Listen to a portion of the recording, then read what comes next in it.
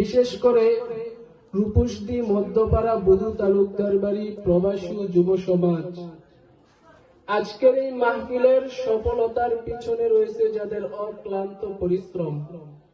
আল্লাহ তাদের সকলকে উত্তম বিনিময় দান করেন, সকলে বলুন আমিন। মুহতারাম উপস্থিতি, ইতিমধ্যে আলোচনা করেছিলেন আমার উস্তাদ মুহতারাম, আমার শেরে তাজ শাইখুল হাদিস আল্লামা আতিকুল ইসলাম চৌধুরী সাহেব দামাত বারাকাতুহুম আলিয়া গুরুত্বপূর্ণ আলোচনা করতেছিলেন। হযরত আমার পর আলোচনা করবেন সারা বাংলার আলোড়ন সৃষ্টিকারী, আন্তর্জাতিক খ্যাতি সম্পন্ন মুফাসসিরে কোরআন, আমরা যার অপেক্ষায় অপেক্ষমান, হযরত মাওলানা শেখ সাদি বিন আব্দুল মজিদ সাহেব দামাত বারাকাতুহু। আমি শুধুমাত্র আপনাদের দোয়া নেওয়ার জন্য বসছি, আর সামান্য আলোচনা করার তৌফিক যদি আল্লাহ দান করেন তাহলে আলোচনা করেই আমি আমার আলোচনার ইতি টানার চেষ্টা করব ইনশাআল্লাহ। আমি আমার আলোচনাকে সহজে বুঝার জন্য 3 ভাগে ভাগ করেছি। 1 নাম্বার, পবিত্র কুরআনুল কারীম এর সংক্ষিপ্ত পরিচয়।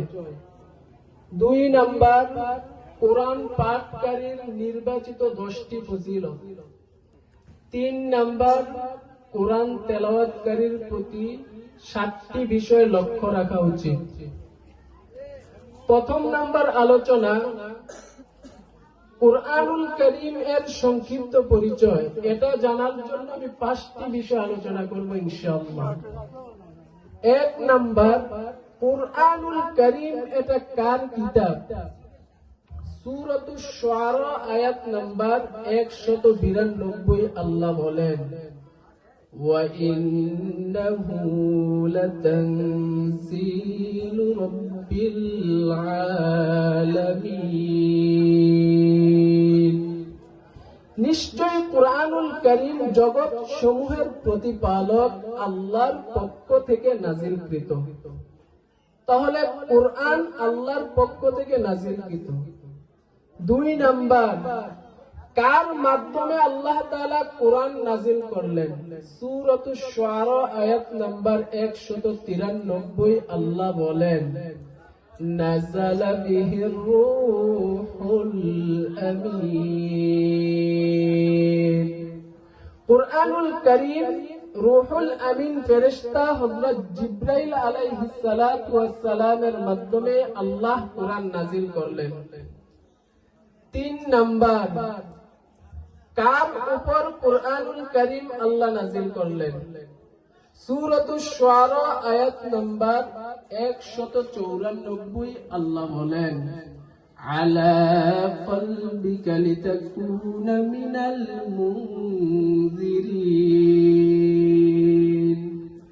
আপনার অন্তর তথা নবী মুহাম্মদুর রাসূলুল্লাহ সাল্লাল্লাহু আলাইহি ওয়াসাল্লামের অন্তরে আল্লাহ কোরআন নাযিল করলেন। কেন নাযিল করলেন? আল্লাহ বলেন, লিতাকুনা মিনাল মুনজিরিন, যেন আপনি সতর্ককারীদের মধ্য থেকে একজন হয়ে যান।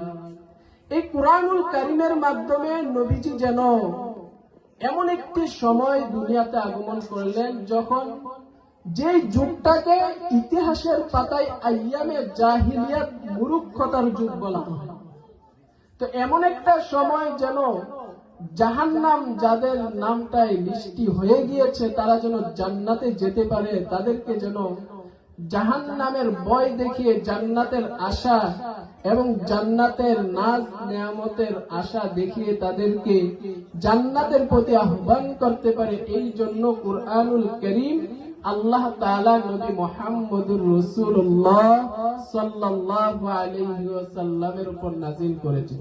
সুবহানাল্লাহ। এবার প্রশ্ন হলো, কুরআনুল কারীম কোন ভাষায় নাযিল করেছেন? এটাও আল্লাহ তাআলা পবিত্র কুরআনুল কারীমের মধ্যে বলেন। আমার 4 নাম্বার আলোচনা, সূরাতুশ শুআরা আয়াত নাম্বার 195 আল্লাহ বলেন, বিলিসানিন আরাবিয়্যিন মুবিন।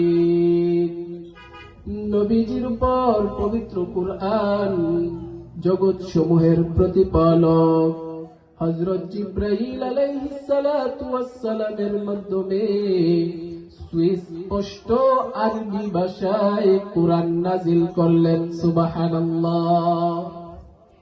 এবার প্রশ্ন হলো, আল্লাহ তাআলা পবিত্র কুরআনকে নবীজির উপর নাজিল করলেন, জিবরাইলের মাধ্যমে নাজিল করলেন, সুস্পষ্ট আরবি ভাষায় নাজিল করলেন। প্রশ্ন হলো, এবার এই কুরআনের জিম্মাদার কে হবে? কারণ কুরআন তো সাধারণ কোনো কিতাব নয়। নবীজির উপর ছোট থেকে ছোট যখন একটি আয়াত নাজিল হতো, বুখারীর 2 নম্বর হাদিসের মধ্যে আসছে, নবীজির সাহাবী হযরত আনাস ইবনে মালিক রাদিয়াল্লাহু তাআলা আনহু, হযরত হারিস ইবনে আনাস রাদিয়াল্লাহু আনহুর বর্ণনা, তিনি বলেন, আন্নান নবী সাল্লাল্লাহু আলাইহি ওয়াসাল্লাম قال, নবীজি সাল্লাল্লাহু আলাইহি ওয়াসাল্লাম বলেন, হযরত হারিস রাদিয়াল্লাহু তাআলা আনহু নবীজিকে প্রশ্ন করলেন, ইয়া রাসূলুল্লাহ, কাইফা ইয়াতিকাল ওয়াহয়ু, আপনার উপর কিভাবে ওহী আগমন করে? নবীজি সাল্লাল্লাহু আলাইহি ওয়াসাল্লাম জবাব দেন, আহইয়ানান ইয়াতিনি বিমিসলি সালসালাতিল জারাস, আমার কাছে পবিত্র কুরআনুল কারীম সালসালাতিল জারাস ঘন্টা ধ্বনির ন্যায় নাজিল হয়। মুহাদ্দিসিনে কেরাম এই হাদিসের ব্যাখ্যায় লেখেন, কেন ঘন্টার সাথে